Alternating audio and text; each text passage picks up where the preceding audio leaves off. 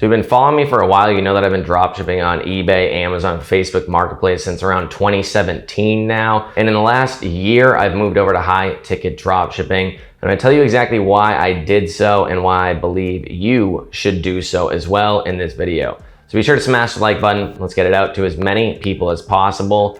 And before we get into it, I do want to say that I did just drop my High Ticket Dropshipping course for Shopify. It's currently $300 off. And the link below is down in the description. If you have any questions about it, you can leave a comment, but most importantly, you can also DM me on Instagram. I got banned on my old Instagram for pretending to be someone else, but I have a new Instagram. It's at ecomtom. I got the actual name this time. The link to my Instagram will be down below. So that being said, I'm just gonna get right into it. I don't have a PowerPoint set together, but I do just wanna talk about some of the main biggest reasons as to why I moved into Shopify and really kind of left eBay, Amazon, and Facebook behind. The number one thing here is that you're creating a legitimate online business. With eBay, Amazon, and Facebook, the way that we were doing it, there's really nothing that you're working towards. You're making money online, yes. You're making good money online, but you are not really working towards anything. You don't create a brand. There are ways you could do it, but even if you did, you wouldn't really own anything. You don't have the rights to any of these suppliers, or most of it was retail dropshipping in general. And yes, maybe you could put the same store across multiple platforms, which I was doing, but in reality, it's not really building anything. Like I said, you're not really gonna be able to sell it off later, and pretty much you're just working towards nothing. I have 5 years of dropshipping experience where pretty much now I'm just restarting in the last year to create an actual brand, an actual business with legitimate suppliers and a niche down store on my own website where I get emails and I can remarket people and all stuff like that. And I'm not saying that I wasted my time, because obviously it was all just a learning curve to get to that point. And I'm happy that I did what I did and I made good money along the way. But you know, if you do it sooner rather than later and you move into the most legitimate form, which is going to be selling on Shopify, whether it's drop shipping or creating your own brand or anything like that, I believe you're going to be happier in the long run that you went out of your way to do the hardest thing first, because it's obviously the most rewarding part of it. You can sell that business off. You could have an exit at some point in time. You know, you built these relationships with these suppliers.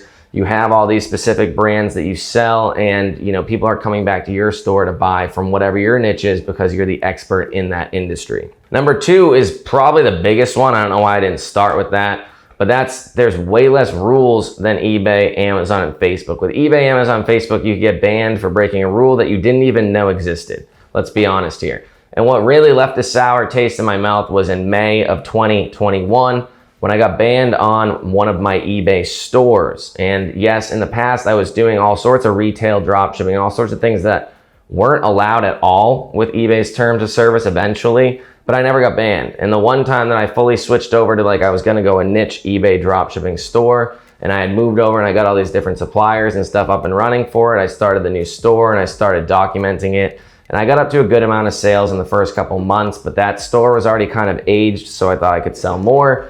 And then I got the MC011 restriction, which is just complete BS, because it's the one time that I was doing everything legitimately by the book the whole time. And I did get the account back, but I had to pay some money to get it back, and I had to appeal, and it was kind of sketchy all around, but I got it back, but it just left a bad taste in my mouth that the one time I'm doing everything by the book and by the T, that I get banned for it. And now what happens if I get banned again? Was my account affected by the ban? All sorts of things like that. I just didn't want to really continue down that path. Amazon's the same way. I've never personally been banned on Amazon, but I've heard horror stories across the board, and I'm sure you have as well.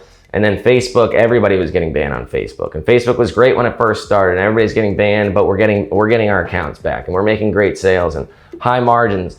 And then Facebook had some issues and they promised they would fix the issues, and it's been like 2 years and they've never fixed the issues. So you can't just keep stagnating in these positions and hoping that, oh, they're gonna get better, because eventually you have to say, hey, this is probably not gonna get better. Or maybe I need to go out of my way to find something that's better. And then maybe if this does get better, then I can go back to it later.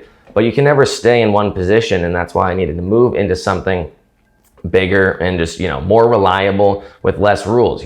I'm not saying to go out there and provide terrible customer service and have, the worst store known to man, but what I'm saying is you can be breaking these rules on eBay, Amazon, Facebook, and whatever. You don't even know you're breaking them, and then you can get extra fees added on, or this or that, or you have to do these appeals, and it's just all around terrible. I mean, I'm not saying that you can't get banned on Shopify, which you can, kind of get banned. I've heard of it, but it's so much more rare. And you know, probably the number one thing that you would get banned on is like maybe PayPal, and then you have to get your PayPal back or whatever. But there's always multiple different ways to process payments where it shouldn't be the biggest issue that you have to worry about. And then why high ticket in general? Let's talk about high ticket.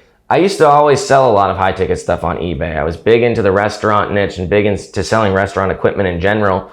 And that is going to generally be high ticket when you're doing it. You know, it's going to be just things for restaurants, grills, fry later, stuff like that. So I was always in the semi-high ticket niche in general, not as high as I am now, but there are times where I would sell an order where maybe somebody bought 2 or 3 on eBay of that item, and it was a couple $1,000 order. So it wasn't out of the realm of what I usually did to begin with, but I did really just fall in love with the idea of selling pretty much only high ticket items. Yes, you can have accessories on your website that might go with the high ticket items that might not be expensive, but for the most part, you're selling items above $1,000, and every single sale you're going to be making multiple hundreds of dollars in profit, or at least $100 in profit. And the reason why I like that is because you can do less sales and make a lot more money, or make just as much money. I remember I was selling one supplier on Amazon, and we were making like 30% profit on each sale, between 15 to 35, but it averaged out to like maybe like 25. But they were really, really, really low priced items, and we weren't making very much money for every sale. And I would have to do between 50 and 100 sales a day, which I was doing, don't get me wrong, in order to make decent money. But then you have to have a virtual assistant that processes all those orders, or some way to process those orders. And then those orders need to make sure that they all get to the person. You have to go track their tracking numbers, make sure they don't get lost in the mail and stuff like that, or else you're gonna start getting complaints, negative feedbacks, issues like that, A to Z claims, whatever. But if you just send one item that's $2,000, then all you have to do is track that one item. Yes, if somebody schemes you and charges back, then yes, that's a bigger issue because you could lose more money on that one item.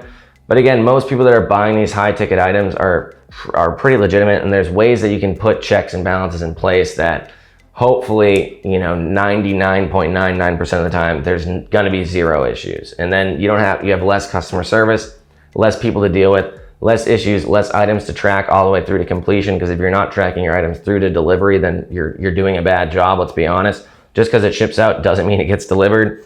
And you really just need to be able to track all of it. And if you want to put in those orders, you don't have to hire a virtual assistant if you don't want to. You could do 1-2 orders a day by hand and be making $4,000 in sales, $5,000 in sales. It's really up to you on how expensive the items are that you're selling. And that's one of the bigger reasons also that I really like it, because it's less work. You can put more work into really just defining your website, optimizing it, making sure that your conversion rate's as high as possible. And that's what I really like, is more of the research and development aspect and less of the processing 100 orders a day aspect. I remember my highest point on eBay, I was doing like 300 orders a day. That wasn't fun. That was automated-ish, but then tracking the issues with that software was not automated, and that was terrible. And then you can really just go out of your way and make money on your own terms, which you can with any of these online dropshipping business models or online business models in general. But with High Ticket Shopify, the one thing I really like about it is the ability to customize your store to be as completely different as anybody else's. With eBay and Amazon and Facebook, you're confined within the restraints of like changing your title, your images, and your description. Everything else is pretty much going to look the same. And yes, you can run some ads or advertisements and stuff on Amazon and whatnot and really differentiate yourself that way. But the biggest thing is with Shopify, if you get a template or whatever the template is or the theme, everybody starts off with the same blank slate. Everybody starts with the same thing. And then you can have 2 wildly different looking websites off of the same theme from just 2 different people doing it. And you can have wildly different results based off one person doing it the right way or a good way, or having a way higher conversion rate, and somebody that just really doesn't put much effort into it. So the more effort that you put into your store, the more that you're rewarded, which is true with eBay and other things like that. You list more items, you get more sales, but it's just a different type of reward that there is with Shopify, I believe. And it's just something that you really do feel like if you like your niche, I've always said with the niches, you want to like love your niche. If you love it, then it doesn't feel like it's work that much. And if you love your niche and you really like what you're doing, then it doesn't really feel like work, and it feels like you're building towards something actually like bigger than you. Something that you feel like when you're putting your time into it, you're getting something in return. Where with eBay, you put all this time into it, or Amazon, you put all this time into it, you make money and then they ban you. And then you get a sour taste in your mouth and you go, wow, this sucks. And then you hate it. And then, it kind of ruins the fun of the game. And it's like when you do something for fun and then you start doing something competitively, and then when you start doing it competitively, it's like much less fun. That's kind of like how I feel with some of this stuff. But Shopify in general, in the last year or so that I've been doing it, a lot of it was behind the scenes until I think I posted my first video on about 7 months ago. It's been a great ride, great journey, and I'm happy to be able to get out this training in 7, 8, 9 months or however long it took to get the whole thing put together. But if you're interested in it, it's $300 off currently. Link is down below in the description. But hopefully this video kind of explained why I went my way. And there's other people out there that were in the same niche or selling on eBay, Amazon, and Facebook that are still talking about it. I have nothing wrong with them and what they're doing, but I mean, eventually I always wanted to grow and grow into something bigger than, selling Walmart items onto eBay. That was just a way to move into something bigger. My goals that are, always constantly growing and getting bigger. It's great while it worked. It still does work you could still dropship Walmart onto eBay and make good money doing it, but it's harder. It's being, pretty much, they don't want you to do it. So then if you don't do it, you do what they want, then it's probably easier. But then eventually just moving into your own store is going to be something that is much more long-term, sustainable, and much more fulfilling. So hopefully this video made sense. Hopefully you enjoyed it. Hopefully it cleared the air on some things, and maybe it opened your eyes as to why you might want to start dropshipping high ticket onto Shopify or just on Shopify in general. We also do have the link to a free mini course down below if you want to check that out. And yeah, if you have any questions, leave them down below. Thank you, and I'll see you in the next video.